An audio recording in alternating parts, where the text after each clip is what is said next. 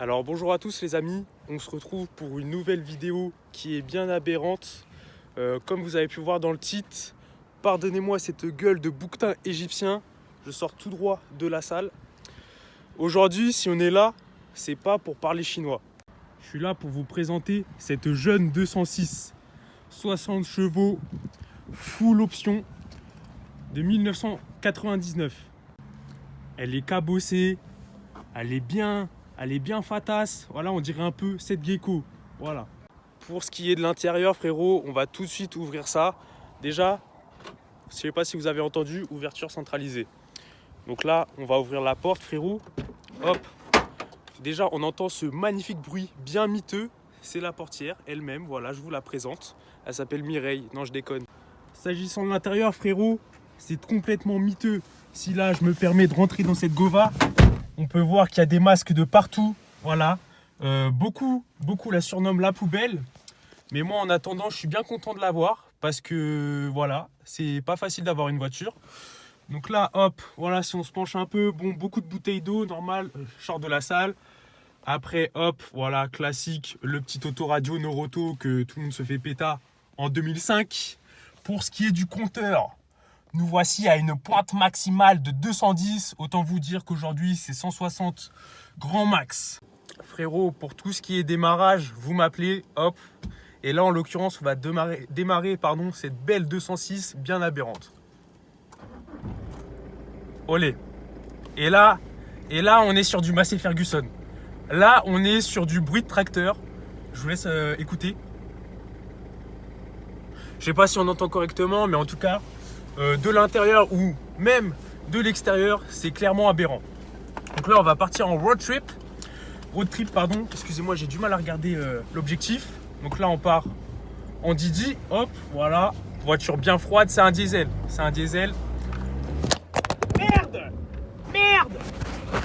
Merde. Oh, tellement de Newton-mètres. Elle a niqué. Ça a niqué le setup. Merde. Putain. Aberrant, frangin. Voilà. Donc là, on y est. Là, on est dans le sport motor. Voilà. Non, je déconne. Attention, le dodac. Olé. Ouf. Là, on est pas mal, là. Si je vous mets comme ça. Hop. Bon, ça fera l'affaire. Voilà. On peut remarquer les sièges finition Zitoun Maroc. Mais on est bien. Donc là, mon frérot, on va partir sur un launch control. J'ai calé. Attends. On y va.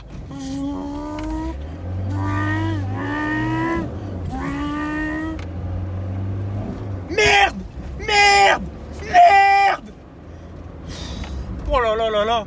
Mais putain, mais c'est complètement fou. Attention, le Renault Espace. Mais qu'est-ce qui se passe? Ouh là, les coupes, les gars.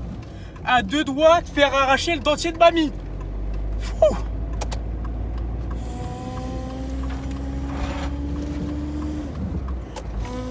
Oh, putain, les gars, obligé de faire le bruit avec ma bouche. Sinon, il n'y a aucune sportivité dans le délire. Allez, bisous. À la prochaine. Donc, me revoilà. Pardonnez-moi pour cet éclairage complètement ignoble. Donc je me suis posé à un endroit un peu plus carré, un peu plus calme pour vous montrer un peu le tour du propriétaire, un peu montrer la bête, j'ai envie de vous dire. Et donc c'est ce qu'on va faire tout de suite. Let's go. Donc de profil, quand on la voit, voilà, clean, mais bon, sauf le détail qui tue, c'est-à-dire ces jantes, ces enjoliveurs, bien aberrantes. Après en soi, le capot assez clean, à part l'ancien proprio, il a bien taffé quoi. Et là on peut remarquer déjà la saleté. Voilà, cette saleté nauséabonde, tout simplement parce que j'ai la flemme à chaque fois d'aller au putain de lavage automatique alors que j'ai une carte VIP. Bref, là n'est pas le sujet. Ensuite, là je me retrouve devant le cul, derrière le cul de la voiture. Et là je me dis, ah putain, c'est chaud quand même. Elle est folle. Et c'est pour ça que je vous la montre. Hop. Voilà, ça se présente comme ceci. tu flouteras bien la plaque, Tom. On peut remarquer déjà ce reste d'autocollant. Voilà, le putain de proprio a mis un putain d'autocollant qui a niqué la bagnole, enfin la carrosserie de la bagnole, enfin bref, voilà. Le petit A classique, le petit dépôt de poussière bien à la mode. Voilà, là c'est ici qu'on fait péter le rupteur, mon gars. C'est ici qu'il y a toutes les flammes qui sortent. Le petit 206, la voiture estampillée 206, le petit lion, voilà, on aime ça. Après en soi, rien d'autre à dire de plus, si ce n'est que de base la voiture est grise, mais bon, avec toute la saleté, elle est plutôt marron. Mais encore une fois, cela n'est pas le sujet. Bref, j'espère que cette petite vidéo vous aura plu.